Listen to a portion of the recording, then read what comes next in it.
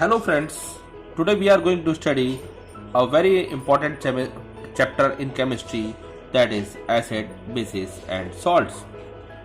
Today we will study in detail about what are acids, how do we classify them, base and salts. So initially, before starting this, we should get the basic concept about the acid, bases and the salt. So first we will define about the acid.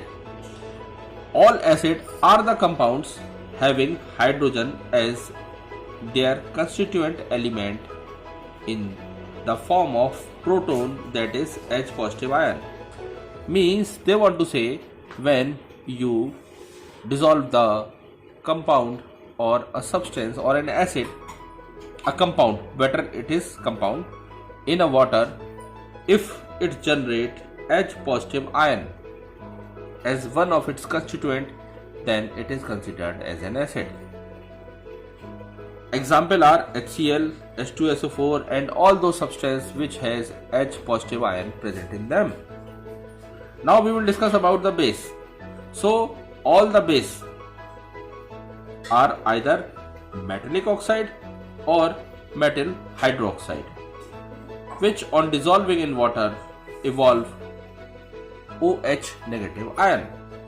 So you can take for example metal oxide, that is calcium oxide, it may be considered as a base, and for a metal hydroxide you take NaOH. See, remember this, on dissolving in water they will give us OH negative ion. So this is how we identify a base. Now we discuss about the new word, that is salt. All salts are compound formed by replacement of hydrogen ion by metal or ammonium salt. Means, for example, if you are taking an acid, the hydrogen of the acid is being replaced by a metal or ammonium ion, and in that case they are called salts. And one of the most important thing is indicator. Indicator basically are those substance which on reaction with acid and base changes their color and make us simply identify whether the given compound is acid or a base. So there is a different variety of indicator that is called olfactory indicators. What are olfactory indicators? These substances whose smell or odor changes in acidic or basic solution are called olfactory medium. Olfactory indicators. The smell of onion, the smell of vanilla and the clove oil, these have got very strong smell. If you keep them in an acidic medium or a basic medium, you will find that their smell will not be able to be identified. So these type of indicators are called olfactory indicators.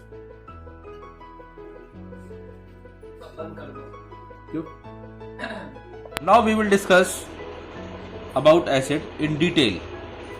First we will try to understand the actual meaning of the word acid. So we should understand that acid is basically comes from, the word acid comes basically from a Latin word which has meaning sour. Means those compounds which are sour in taste are termed as acids. But all sour substances are basically acid. But for the purpose of studying, you should remember that it is not possible to taste all the acid to confirm whether they are sour in taste or not. So chemistry has also defined its term according to its definition. Compounds which produce hydronium ion H positive or H3O positive ion on dissolving in water are termed as acids. because it is not possible to taste all the acid to confirm whether they are sour in taste or not. Therefore, according to chemistry, they have defined that the acid should be characterized on the basis of H positive or hydronium ion present in them. You should remember one more thing, that hydrogen is an essential element that is common to all acids. Means whenever you dissolve any substance in water, if it generates H positive or H3O positive ion, then it is sure that it is an acid. Now we come to another topic, that is how should we classify the acids. So classification of acids is basically depend upon three types. One, classification is based on the source from which the acid is being obtained. Second is according to the strength of the acid, and third according to the concentration of an acid. So first we will start discussing with the source of an acid.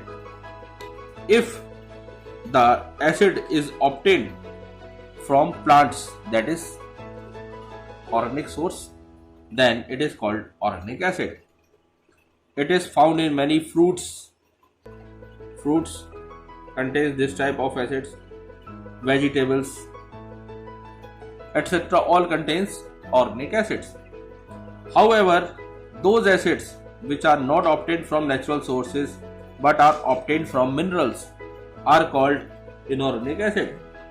So inorganic acid are entirely different and they are obtained from mineral resources. Example, HCl, HNO3, they are all, and H2SO4, they are all mineral acids. They are obtained from minerals. Now we will discuss how acids are classified on the basis of their strength. So if an acid on dissociating in water ionize completely, it is called strong acid. But if it ionizes partially, then it is called a weak acid. Now on the basis of concentration, we will discuss about the acid. On the basis of concentration, if the acid contains a very small amount of water, then it is called concentrated acid, and if it contains more amount of water, then it is called dilute acid. So these are the three types of classification for acids. Now we will discuss about, dear friends, now we will study how acids are being prepared. So for preparation of acid, we should know the method that we have to use. First method is by the action of water on acidic oxide. So let us first confirm what is the meaning of the word acidic oxide. So non-metallic oxide are called acidic oxide. Why? Because on reaction with water they forms acid. On reaction with water they forms acid, therefore they are called acidic oxide since they form oxide. One more thing, acidic oxide are also called acidic anhydride because they are acidic in nature without water, or simply you can say, if water is added, anhydride means no water, if water is added to them, they will form acids. So we should remember acidic oxide, acidic anhydride, these are the words that should be remembered, and this is how they form the acid. Now we will look into the second step, by the oxidation of non-metals. But how do we oxide? These are the non-metals, sulfur and phosphorus, and we use nitric acid to oxidize. Since nitric acid is a strong oxidizing agent, therefore we see that they react with them to give corresponding acids. With sulfur they give sulfur dioxide, with phosphorus they give phosphoric acid. So this is how, by the oxidation of non-metals, you can directly prepare the acids. And the third important method is by simply displacement. What you have to do is you have to use the acid simply, so that by using the displacement method, one H is being replaced by sodium and another acid is obtained. This is how one acid is obtained, this is how the second acid is obtained. So these are the three ways in which acid can be obtained. Now let us consider and study about the properties of acid. Hello friends, now if we will discuss about the physical property of an acid, then we should remember one thing. While discussing the physical properties, as we have already studied acid, the word acid means sour taste. But it is not possible every time to taste the acids, because it is not advisable at all that you should taste any chemical compound. So first let us see, if we look at the physical state in which they are being found, are for solid acid. In case we have to remember about that, they are found in the solid state. They are boric acid, oxalic acid, tartaric acid, citric acid, are some acid which are found in physical state as solid. But while there are certain acid which are acetic acid, carbonic acid, nitric acid, etc., they are found in the liquid state. And the next most important physical property is, since the acid cannot be tasted and it is not advisable to taste any chemical at all, therefore indicators are being used. If we check with an indicator, we see for litmus indicator it turns moist, remember the word moist, blue litmus paper to red, and methyl orange solution from orange to pink. And the third, if you check with the phenolphthalein, then it will remain colorless as usual. So these are some of the important physical properties that we should remember. Now we talk about its chemical property. One most important chemical property is its reaction with base. You should remember that when an acid reacts with a base, it gives salt and water.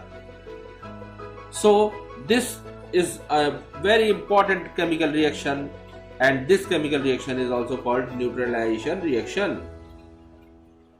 Neutralization reaction, where the acid is being neutralized by the action of base on it, and therefore this reaction is called neutralization reaction. So this is an acid, this is a base, they both combine together to give salt and water, and this salt is basically neutral in nature, therefore it is called neutralization reaction. Friends, now we will, while studying the property of acids, their chemical properties, second most important characteristic is reaction with active elements. Before studying its reactivity with active element, we should remember the following points. Dilute HCl and dilute sulfuric acid H2SO4 react explosively with active metal. Therefore, generally with active metal we try that dilute HCl and dilute H2SO4 should not be used with active metals. But if less reactive metals are used like manganese, magnesium, zinc, etc., then it will give metallic salt and hydrogen gas. And the nitric acid, since being a very strong oxidizing agent, so it cannot be used in the preparation of hydrogen with active metals. And only magnesium and manganese, which are less reactive, produces hydrogen with nitric acid. But remember, the concentration of nitric acid should be very low. About 1% acid is used so that it should liberate hydrogen gas. Now we will study about the reaction with carbonate or bicarbonate.